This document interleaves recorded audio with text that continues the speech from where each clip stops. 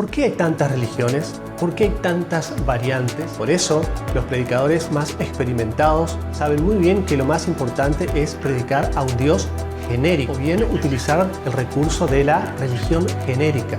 Y así llaman a sus fieles, por ejemplo, con títulos como el pueblo de Dios, o el pueblo elegido, o el rebaño, o el remanente, la iglesia del tiempo del fin, etcétera, etcétera. ¿Qué tal, libres pensadores? ¿Cómo están? ¿Cómo andan? Espero que la estén pasando muy bien junto a familiares, amigos, seres queridos. Muchas gracias a los que se están suscribiendo a mi canal y a los que todavía no se suscribieron, los invito a hacerlo. Y recuerden que suscribirse es totalmente gratuito. Vamos al video. Bueno, como bien sabrán, en el mundo hay más de 4000 religiones, pero tan solo un Dios, o un supuesto Dios. Es decir, la gran mayoría de las religiones son monoteístas. Por lo tanto, esto significa que cada religión considera a las otras restantes como religiones falsas, o por lo menos como religiones formales, pero sin un supuesto poder sobrenatural o un poder real que le otorgaría solamente un supuesto Dios verdadero. Por eso, difícilmente encontraremos creyentes que digan: bueno, mi Dios existe y también el Dios de la religión de mi amigo o de mi vecino. Es decir, hay tolerancia hacia las otras religiones, pero no una tolerancia a aceptar la existencia de los otros dioses. Es decir, de diferentes maneras que pueden ser hostil, amigable o hasta de modo educado y sutil, cada religión se encarga de desacreditar la existencia de los demás dioses de las otras religiones, como practicando una especie de semi-ateísmo. Pero gracias a la libertad de culto y de expresión, en los países civilizados hay bastante tolerancia para la convivencia entre personas de diferentes religiones o con personas que no tienen ninguna religión. Pero difícilmente veremos a personas de una determinada creencia religiosa admitir una coexistencia de todos los dioses de las restantes religiones. Comenzando por el cristianismo, cuyo primer mandamiento dice: no tendrás dioses ajenos delante de mí. Porque no adorar dioses ajenos, pero admitir su existencia, sería como molestar o fastidiar de alguna manera al supuesto y único Dios verdadero. Y también sería una especie de adoración indirecta. Por lo tanto, lo que cualquier persona se esperaría es que la supuesta existencia de un Dios o la creencia de su existencia genere armonía y entendimiento y, sobre todas las cosas, amor. Pero paradójicamente sucede todo lo contrario. A lo largo y a lo ancho de la historia de la humanidad, la idea de la creencia en un Dios ha generado más que nada divisiones, incomprensiones, odios e intolerancia. Y esto es un hecho verificado. Tal vez habrán notado que últimamente los que difunden la existencia de Dios no suelen nombrar mucho la religión a la cual pertenecen. Es decir, ellos predican y luego la gente como que se va enterando indirectamente o en un segundo momento a qué religión pertenece el predicador que tienen delante. Por supuesto que hay muchos predicadores famosos de los cuales ya se sabe muy bien a qué religión pertenecen. Y tampoco ellos se esconden. Pero por lo general estos predicadores no resaltan el nombre de su iglesia o de su religión a la hora de predicar, sobre todo a los recién llegados. Pero entonces, ¿por qué no nombran con más naturalidad el nombre de sus respectivas religiones? ¿Acaso se olvidan de nombrarla? ¿O tal vez se avergüenzan? ¿O acaso quieren evitar más divisiones? Bueno, personalmente pienso que no hay nada de eso. Es solamente una cuestión de estrategia. Algunos dicen que no mencionan la religión a la cual pertenecen apenas empiezan a hablar con una persona porque el nombre de la religión es una cuestión secundaria y que lo más importante es hablar de Dios. Y esto es en la teoría. Pero en la realidad, es decir, en la práctica, es todo lo contrario.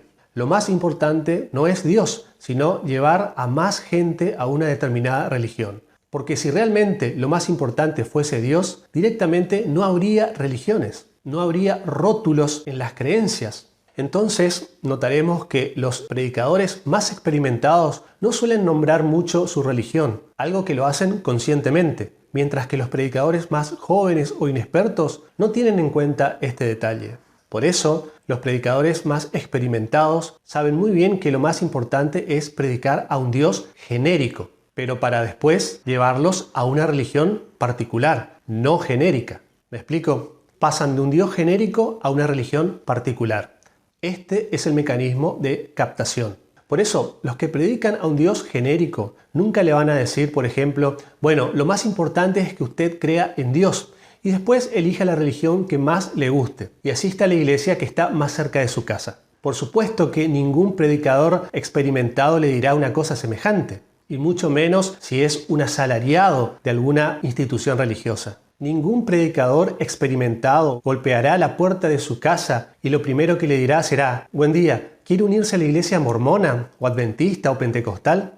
No lo harán porque la gente no elige una religión mirando un catálogo de religiones. Por lo tanto, le presentarán el producto genérico, es decir, el Dios genérico. Después que la persona compró el producto genérico, se enterará de qué marca era la religión. Es así como las personas son captadas. Es así como se vende una religión. Se empieza desde lo genérico y luego se pasa a los detalles, es decir, la letra chica de los contratos. Y esto sucede básicamente porque las religiones tratan de aumentar el volumen de sus fieles, robando, entre comillas, fieles de otras religiones. Entonces, lo mejor que pueden hacer, en primera instancia, es tocar todos los puntos en común que tienen con los otros dioses o falsos dioses para que la transición de pasar de una religión a otra sea lo más suave y menos traumática posible.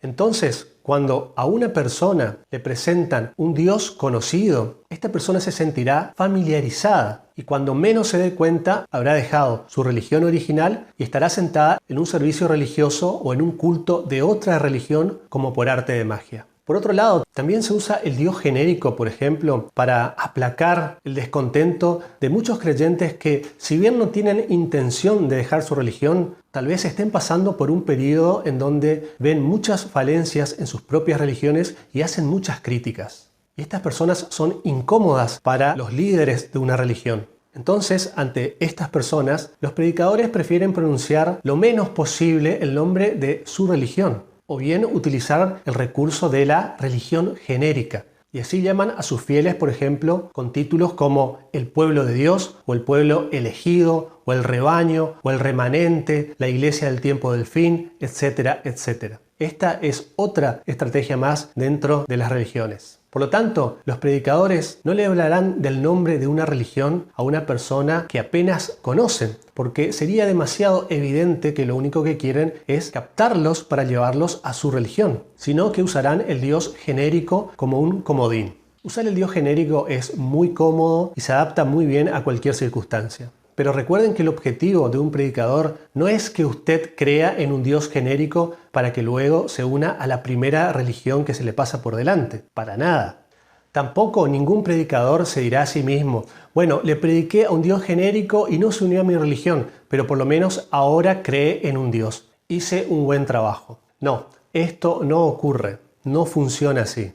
Un testigo de Jehová, por ejemplo, no se va a tomar la molestia de ir a golpear la puerta de su casa y perder su tiempo hablándole de su Dios para que luego usted se vaya a la iglesia mormona o adventista. ¿Me explico? Pero obviamente tampoco le pueden decir apenas se presentan que usted se una a la iglesia de los testigos de Jehová.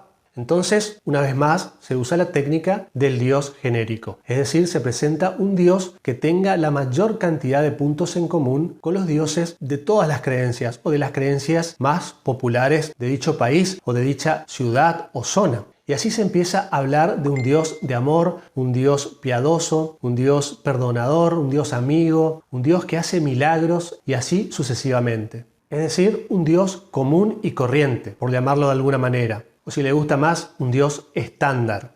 Entonces, si todas las religiones están de acuerdo con las principales características positivas de Dios, ¿por qué hay tantas religiones? ¿Por qué hay tantas variantes? ¿Acaso Dios, suponiendo que exista, no se hizo entender bien?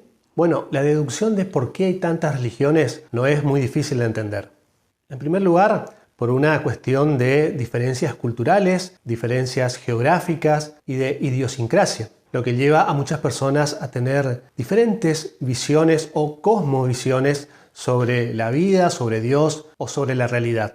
En segundo lugar, hay muchas religiones porque hay personas que quieren ser líderes espirituales. Y así como ocurre en el ámbito político, cuando no encuentran espacio en sus respectivas religiones para convertirse en líderes, se abren y crean una propia religión.